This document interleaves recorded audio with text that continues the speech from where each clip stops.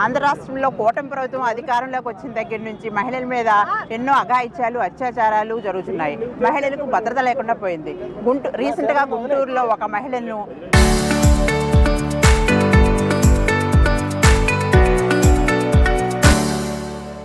ఆ అధికార పార్టీకి చెందిన నాయకుడే మహిళలను రోడ్డు మీదకి ఇచ్చి బట్టలు తీసేసి వారిని తిట్టిన సంఘటన మనం చూస్తున్నాం. దీనికి సభ్య సమాజం అంతా సిగ్గుపడాల్సిన అవసరం ఉంది. చంద్రబాబు నాయుడు గారు ఏం చేస్తున్నారండి? అధికార పార్టీ నాయకుడు అయి ఉండి ఈ పోలీస్ వ్యవస్థ అంతా కూడా వారికే తొత్తులుగా మారి కనీసం వారి మీద ఎఫ్ఐఆర్ కానీ కేసులు కూడా నమోదు చేయలేని పరిస్థితి ఉంది.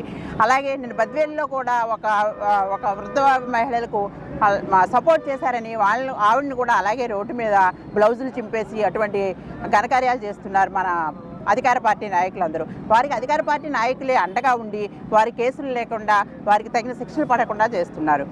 అలాగే మా ఎలక్షన్స్కి ముందు అది చేస్తాం, మహిళలకు ఇది చేస్తామని ఎన్నో బూటకు హామీలు ఇచ్చి మహిళా చట్టాలను తీసుకొస్తామని చెప్పి తాట తీస్తాం తోలు తీస్తాం మహిళల మీద చేయేస్తే అని చెప్పి చంద్రబాబు నాయుడు గారు, పవన్ కళ్యాణ్ గారు, లోకేష్ గారు ఎక్కడున్నారని నిద్రపోతున్నారా అని మేము ప్రశ్నిస్తున్నాం. అలాగే హోమ్ మినిస్టరు ఒక మహిళ అయ్యుండి కూడా మహిళలకు భద్రత కల్పించలేని పరిస్థితిలో మన రాష్ట్రం ఉందంటే ఎంత సిగ్గుచేటుగా ఉందో చూడండి. ఈరోజు మన కేంద్రం విడుదల చేసిన నివేదికలో కూడా మన పోలీసు వ్యవస్థ తీరు 26 ఎంతో % పడిపోయిందని కూడా నివేదిక వెల్లడి చేసింది. ఈ రెడ్ బుక్ రాజ్యాంగం ఎఫెక్ట్తో మన పోలీస్ వ్యవస్థ అంతా నిర్వీర్యం అయిపోతుంది. అలాగే మా చంద్రబాబు నాయుడు గారు ఇప్పటికైనా మేల్కొని మహిళలకు కేటాయించిన చట్టాలను, పోలీస్ స్టేషన్లను, పెట్రోలింగ్ను సమర్థవంతంగా నిర్వహించి ప్రజలకు రక్షణ కల్పించాల్సిందిగా కోరుచున్నాం. అధికార పార్టీ వాళ్ళకి అండగా ఉండకుండా ప్రతి ఒక్కరికి సమాన న్యాయం చేకూర్చేలాగా మీరు చేయలేరా అని మేము డిమాండ్ చేస్తున్నాము. అలాగే అంబేద్కర్ గారికి అంబేద్కర్ రచించిన రాజ్యాంగాన్ని అమలు చేయండి, అంతేగాని రెడ్ బుక్ రాజ్యాంగం కాదు అని చెప్పి మహిళలకు భద్రత కల్పించాలి. ఇలా అయినా అధికార ప్రభుత్వంలో ఉన్న నాయకులందరికీ బుద్ధి రావాలని అంబేద్కర్ గారికి వినతిపత్రం సమర్పించడం జరిగింది. ఈరోజు మీకు ఈ మహిళలందరినీ చూస్తేనే మీకు అర్థమవుతుంది మహిళలకు భద్రత లేకుండా ఎంత ఇబ్బంది పడుతున్నారో ప్రజలు అనేది. ఒక్క హామీని కూడా నెరవేర్చకుండా మహిళల పట్ల శ్రద్ధ చేయకుండా ఎంతసేపు అమరావతి అంటూ డబ్బులన్నీ అక్కడ దారపోయటమే తప్ప వారికి వేరే ఆలోచన లేదు. వారి నాయకులకే ఆ డబ్బులు కట్టబెట్టుకునే ప్రయత్నంలోనే ఉన్నారు. కాబట్టి ఇప్పటికైనా కళ్ళు తెరిచి మహిళా భద్రత విషయంలోనూ ప్రజలకు ఇచ్చిన హామీల విషయంలోనూ కొంచెం కళ్ళు తెరవాల్సిందిగా మేము వైఎస్ఆర్సీపీ తరఫున డిమాండ్ చేస్తున్నాము. Thank you. రాష్ట్రంలో ఏదైతే జరుగుతుందో మనం చూస్తున్నాము. మరి మనం ఆంధ్రప్రదేశ్లో ఉన్నామా అడవుల్లో ఉన్నామా అనే విధంగా కూటమి ప్రభుత్వ నాయకుల పాలన ఉంది. మరి ఏదైతే వాళ్ళు అనుకుంటున్నారో కూటమి నాయకులు, మరి ఆ కూటమిలో నాయకులు వడ్డించేవాడు మనవాడైతే ఎక్కడున్నా మనకు అన్ని సమృద్ధిగా దొరుకుతాయి అన్నట్లు. ఎందుకంటే అంబటి రాంబాబు గారి ఇంటి మీద దాడి చేసినప్పుడు కూడా మరి అంబటి రాంబాబు గారి మీద కేసు పెట్టారు, కానీ దాడి చేసిన వాళ్ళని వదిలేశారు. ఈ రోజున కూడా మనం ఎవరి మీద దాడి చేస్తే అది మహిళావని పురుషుడవని ఏదన్నా అవని మనకి ఎటువంటి ఇబ్బంది ఉండదు. ఎందుకంటే మనకి ఎక్కువగా కేసులు ఉంటే మనం ఎంత తప్పు చేస్తే అంత పెద్ద పదవులు మనకి ఇస్తారన్నాడు కదా మన అధినాయకుడు లోకేష్ గారు. ఆ విధంగా ఇస్తారని చెప్పేసి మరి కూటమిలో ఉన్న నాయకుల ఆలోచన విధానం ఉందనుకుంటండి. మరి ఆ విధంగా చూసుకుంటే మరి మహిళల పట్ల ఏ విధంగా మరి వాళ్ళు ప్రవర్తిస్తున్నారు అనేది గుంటూరులో సంఘటన చూసాము. నిన్న జనసేన నాయకుడు మరొక అమ్మాయిని జాకెట్ చింపడం చూసాము. ఇదంతా ఎందుకండి, కొన్ని రోజుల క్రితం మరి చంద్రబాబు నాయుడు గారి సొంత నియోజకవర్గంలోనే మరి డబ్బుల విషయంలో చెట్టుకు కట్టేసి కొట్టినప్పుడు మరి ఆ అమ్మాయి విషయంలోనే చంద్రబాబు నాయుడు గారు అలా జరిగినప్పుడు కూటమి నాయకుల మీద తగు చర్యలు తీసుకుంటే రాష్ట్రంలో ఇలాంటి పరిస్థితి వచ్చేదా అని అడుగుతున్నాము. హోమ్ మినిస్టర్ గారు కేకులు కోస్తే కేసులు పెట్టేస్తుంది, కానీ ఆవిడ కోకల్లాగినా జాకెట్లు చూపిన కేసులు పెట్టే పరిస్థితులు ఆవిడ లేదు. మరి ఆవిడ రాష్ట్రానికి హోమ్ మినిస్టర్ అనుకుంటుందో లేదా మరి కూటమి నాయకులకు హోమ్ మినిస్టర్ అనుకుంటుందో తెలియట్లా. మేకప్ అనే పదం ఒకటి వాడినందుకే రాష్ట్రం అంతా హడావుడి చేశారే. ఈ రోజున సొంత నియోజకవర్గంలో ఒక మహిళా ఎమ్మెల్యే అయి ఉండి గుంటూరులో ఈ విధంగా మహిళలపై దాడి చేస్తే సమర్థించుకోవాలని వచ్చి రోడ్డు మీద ఆవిడ మాట్లాడుతున్న తీరు, ఒక సెంట్రల్ మినిస్టర్ ఉన్న నియోజకవర్గంలో ఈ విధంగా జరిగితే సెంట్రల్ మినిస్టర్ ఎక్కడ పడుకున్నాడని చెప్పేసి మేము అడుగుతున్నామండి.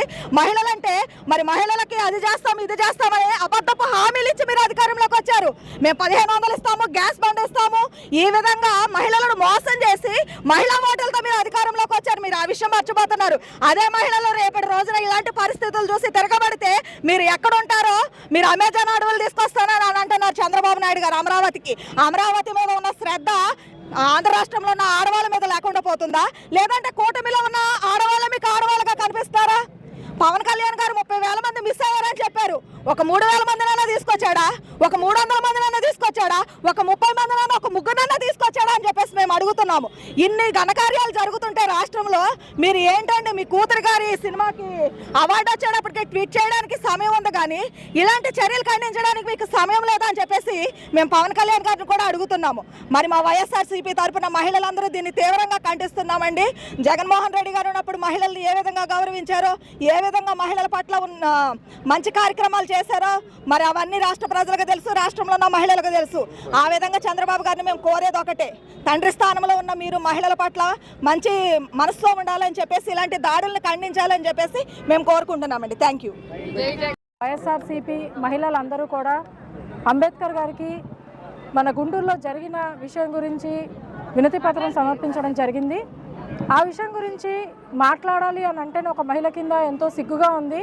ఎందుకు అంటే ఒక మహిళని వివస్త్రను చేసి గుంటూరులోని రోడ్డు మీద మగవాళ్ళందరూ కూడా ఇలాగ కొట్టడము అన్నది ఎమ్మెల్యే గారు అండదండలు చూసుకొని మన మీద ఎటువంటి కేసులు పెట్టరు, రెడ్ బుక్ రాజ్యాంగం ఇలాగే ఉంటుంది, మా జోలికి ఎవరన్నా వస్తే మేము మహిళ అన్న ఆలోచన కూడా ఆలోచించము, మేము వివస్త్రను చేసైనా కొడతాము, అయినా కూడా మా మీద ఎటువంటి ఎఫ్ఐఆర్లు ఫైల్ చేయరు అన్న ఒక గర్వంతో ఇలా చేయడం జరిగింది అన్నది ఒకటే నాకు అర్థమవుతుంది. ఇంకొకటి ఏంటి అంటే ఈ విషయం ఈ ఘటన జరిగి 3 రోజులైనా కూడా ఈ విషయం వెలుగులోకి రాలేదు, మన ఎవరికి కూడా బయటికి రాలేదు. అంటే గుంటూరుని చుట్టుపక్కల మనం ఏం చెప్తున్నామండి, ఇప్పుడు కూటమి ప్రభుత్వం ఏం చెప్తున్నారు, అమరావతి అని చెప్తున్నారు. అమరావతికి అంత దగ్గరలోనే ఇంత దారుణమైన ఘటన జరుగుతుందంటే ఇంకా చుట్టుపక్కల ఉన్న గ్రామాల్లోని, పల్లెటూళ్ళలోని ఎక్కడైతే మీడియా లేదో, ఎక్కడైతే ఒక పోలీస్ స్టేషన్ ఊరు బయట ఉంటుందో ఆ మహిళల పరిస్థితి తలుచుకుంటుంటేనే చాలా భయం వేస్తూ ఉంది. మనందరికీ కూడా స్వాతంత్రం వచ్చిందని మనం అనుకుంటున్నాం, కానీ మహిళలకు ఇంకా రాలేదు. అర్ధరాత్రే కాదండి, పట్ట పగలు కూడా మహిళలు బయటకి రాలేని పరిస్థితి ఈరోజు కూటమి పాలనలోని మనందరం చూస్తున్నాం. ఇది ఎవరి మీద బురద జల్లే ప్రయత్నం కాదు. ప్రతి ఒక్క మహిళ, ఏ పార్టీలో ఉన్న మహిళ అయినా కానీ, ఒక తల్లైనా ఒక చెల్లైనా కానీ, అందరూ మహిళలు ఆలోచించవలసిన విషయం ఇది నేనని మనస్ఫూర్తిగా కోరుకుంటా ఉన్నాను. మేమందరం కూడా వైఎస్ఆర్సీపీ తరఫున హోమ్ మినిస్టర్ గారు అసలు ఈ విషయం మీకు ఇప్పటివరకు తెలిసిందా లేదా, ఎందుకంటే దీని మీద మీరు ఎటువంటి చర్యలు కానీ, ఎటువంటి సందేశం కానీ, అసలు మీకు ఈ విషయం తెలుసా లేదా అన్నది కూడా ప్రజలందరూ కూడా అనుమానంగా ఉంది. సో దయచేసి మీకు ఈ విషయం తెలిసిందా లేదా, అందరూ కూడా ఒకసారి బయటకు వచ్చి అసలు ఏం జరుగుతుంది అని మీ కళ్ళు తెలిసి చూడాలి అని చెప్పి నేను మనస్ఫూర్తిగా డిమాండ్ చేస్తా ఉన్నాను.